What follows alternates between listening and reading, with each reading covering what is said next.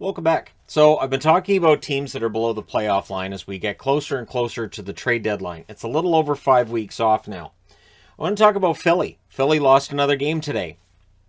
You can usually tell because they've played. And if they've played, they've probably lost. It's been a disastrous season. This was a team that was built with the idea that they were going to be at least in the hunt this year, maybe in a playoff spot. And it's an even-numbered year, so they're supposed to be there, and they've broken the pattern. So 2012, they're in. 2013, they're not. 2014, they're in. 2015, they're not. 2016, they're in. 2017's a no. They have followed that pattern all the way until this year where they are clearly a no. And so, yeah, the bounce back season didn't happen this time around. If they were counting on it, not happening. Plus, they don't have second round picks in 2022 or 2023. So it's a very deep draft class, and they only have one pick in the first 64. So that's an issue that they're probably going to look to fix at the deadline. And all eyes right now are on Claude Giroux. Claude Giroux does have a no movement clause. He will have say in where he goes, but odds are he probably goes. 44 games for Giroux this year, 15 goals, 21 assists, 36 points. He's been very good, very reliable, and consistent for them for a very long time. But for a team that only has $4,676,853 in deadline cap space, according to Cap Friendly, if they can move Giroux's money out, they might be able to then bring somebody else in and help somebody else out. So again, it may be a money out, money in situation too. We shall see. But Philadelphia needs to play this trade deadline properly. The question for Philly is, do they need a full rebuild or no? Because they haven't done a full rebuild. I'm thinking back. I don't remember Philly ever doing a full rebuild. We've seen them go through some downbeats. I know before Lindros got there, they went through a bit of a downbeat, but it wasn't that long between play. At least it didn't feel like it was that long. But hey, we'll see whether or not they do a full rebuild this time around. Atkinson, who was brought in from Columbus in the Voracek deal. 47 games, 17 goals, 19 assists, 36 points for Cam Atkinson. So for Atkinson, it's been a good year in and amongst some not great years for Philly. Konechny, 45 games, 8 goals, 19 assists, 27 points.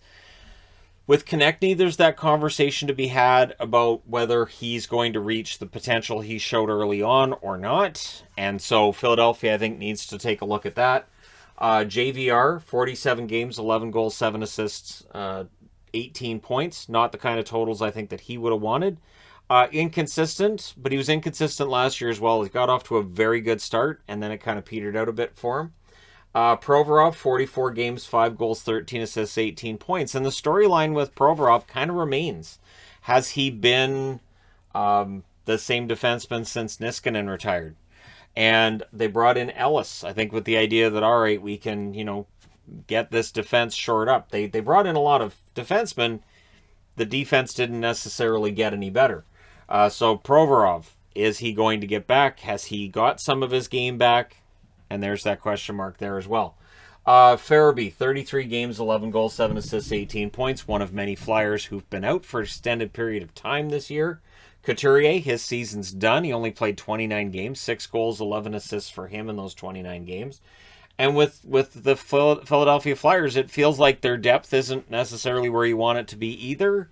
So it definitely doesn't help when they're already trending in the wrong direction. Sanheim, 45 games, 3 goals, 12 assists for him. Lindblom, 46 games, 6 goals, 9 assists for him. Lindblom, it's been touch and go, hit and miss with him this year. Yandel's first, 47 games, 1 goal, 13 assists, 14 points. He's an unrestricted free agent this summer. He won't get nearly as much attention as Giroux from the press or whatever, but I would think GMs might be calling about Yandel with the idea that he might fit in on a third pairing. Brassard, 20 games, 4 goals, 7 assists, 11 points. Also an unrestricted free agent this summer. He should attract some interest if he's healthy and good to go before the deadline.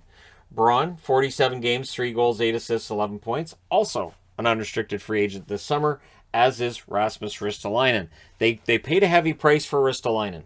Brought him in from Buffalo. 42 games, 2 goals, 9 assists, 11 points.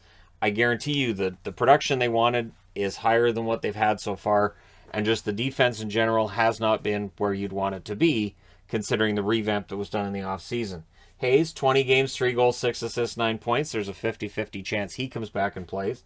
So you've got Brassard missing significant time. Hayes, Couturier, Farabee. There's a lot of players out. And again, Philadelphia doesn't quite have the depth that some other teams may in order to absorb those losses. Morgan Frost, 26 games, 2 goals, 5 assists, 7 points. I don't think it's too early to question how much upside Frost has at this stage. That being said, he's a restricted free agent this summer. He could have a great year next year. It's probably best to keep him in the minors here and there, and keep certain players away from what's gone on in Philly so far this year. Ellis has only played 4 games since coming over from Nashville. 1 goal, 4 assists for Ellis. And that is a huge problem, too. Again, Philadelphia revamping the blue line, bringing in Ellis was seen as a big part of that. And only 4 games to show for it from Ellis. Patrick Brown, 20 games for him. 1 goal, 3 assists, 4 points. McEwen, 45 games, 1 goal, 3 assists. He's a restricted free agent this summer as well. So there's a lot of decisions to be made here. The ones in red are unrestricted. The ones in blue are restricted free agents. So do you want to sign Frost to maybe a 2-year contract? Do you worry that Frost might make that a really expensive extension after the 2 years, or are you not concerned? Questions that management's going to have to deal with. Willman, who I think's been okay, but the numbers, 28 games, 2 goals, 1 assist, 3 points. Not really producing the offense that you might be looking for throughout the lineup. Mayhew, 14 games, 3 goals for him. He got hurt in the game today. Hopefully he's all right. But he's an unrestricted free agent this summer as well. He may be on the move at the deadline. Cam York, he is a big part of the future. Again, leave him in the AHL for a bit and bring him in next year to be a regular. 13 games, 1 goal, 2 assists. I thought he looked good in the games I saw of him. Sealer, 29 games, 2 assists for him. He's an unrestricted free agent this summer. Ratcliffe, who's played recently, 4 games, 1 goal, 1 assist, 2 points. He had the goal, I think, in the last game and the assist in the game they played today. He's a restricted free agent this summer, and Ratcliffe's, part of the future for the Philadelphia Flyers. The one problem I have with the Flyers, though, I don't know that they have that big star player amongst their young players or necessarily on the horizon, where you've got Tyson Forster as one that's going to come in, but is he going to be the kind of player that you can build around? I think they need that player. They're a team that you can make the argument need the number 1 draft pick this year or next year. If you're going to take the long-term approach, then you sell the assets you can, and you look to acquire draft picks next year. You look to acquire prospects and go from there. And apparently there's, talks about maybe Giroux ends up in Colorado, and they'd look at Colorado's prospects, draft picks, and see what they can get there. Colorado's in a very interesting spot in that they have cap space. They also have acquired a lot of young players over the years, and so they now have the abundance necessary in order to make a deal like that if it comes through. And that's where, for Philadelphia, they can get a 2nd-round pick at the very least, maybe another first. They don't have any extra draft picks in this year's draft yet, or next year. They need to fix that. Restricted free agents and unrestricteds that aren't on the board here. Wade Allison, who's only played 1 game. 2022 restricted free agent for him. He's seen as a big part of the future. Let's hope this year hasn't set him back. Connaughton, 2022 UFA. He's available at the deadline. They might be able, and again, it's a late round draft pick, I would think, for him. Nate Thompson, that would be the same. And again, it's based on whether or not Thompson can come back. Connaughton was in the lineup today. I didn't see Thompson in the lineup today. He's only played 19 games. And Morin, who, his career's on hold again. He's a restricted free agent this summer. Obviously not going to get a huge raise, but it'll be interesting to see what Philadelphia does. And it starts with the deadline. The interesting part to me, too, is the goaltending. Now, Carter Hart's numbers have started to fall a bit, but everybody on Philly has. 9-16-5 with a 9-11 save percentage. I think Hart's been good. I think Hart's had a better year this year than he had last year. Martin Jones has also had a better year than he had last year. He's 6-8-2 with Philly, 901 save percentage. So he's above 900 in the save percentage department, which he really struggled with staying above 900 in the save percentage department in San Jose. So right now, it's not the kind of numbers you want, but he's an unrestricted free agent this summer. There may be a team that at the deadline says, we think we can bring Jones in. Maybe Tampa. looks at Elliott and goes, we're okay with Elliott. Maybe Jones is seen as an upgrade. Maybe they bring Jones in for that number 3 just in case kind of thing.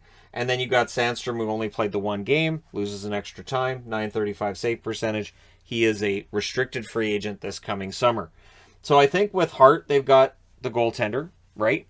I think there are some good pieces here, but this year they have not had the bounce back to get into the playoffs that they have every other season, right? If it's an even numbered year, they're in. If it's an odd numbered year, they're out. This year they've broken that pattern, and it feels like we may see them outside the playoffs again next season. That maybe it's time now for Philadelphia to actually look at doing some kind of a retool or a rebuild. And it might be a little bit more of a long-term thing in order to actually make the playoffs later and be a contender when they get there. So I do wonder how many parts of this team are untouchable. I wonder if a team calls about Konechny. Is Konechny untouchable? Is Carter Hart untouchable? Right? Would they view... I'm trying to think of who else here. Farabee. Would Farabee be untouchable? Maybe. If a team calls about Ellis, he's only played 4 games, so they maybe look at, before they've even got him in the lineup as a regular, maybe moving on. And again, there'll be a lot of decisions to be made. The players that still have contract left beyond this year might be more attractive to a team that's looking at the cap next year and saying, we might have some problems. Having cap certainty for next year can be a big thing. So maybe some of the guys who have term also could end up on the move. But let me know what you think in the comment section below. Should it be like a quick little retool? Is Philadelphia closer than they appear right now to being a playoff team, or is this just gravity takes over eventually and pulls the team down into a rebuild/retool situation? Let me know your thoughts in the comment section below as always. Don't forget to hit like and subscribe if you're browsing your way through, you just happened upon this video. Thank you guys so much for watching, for all your support. I will talk to you again soon.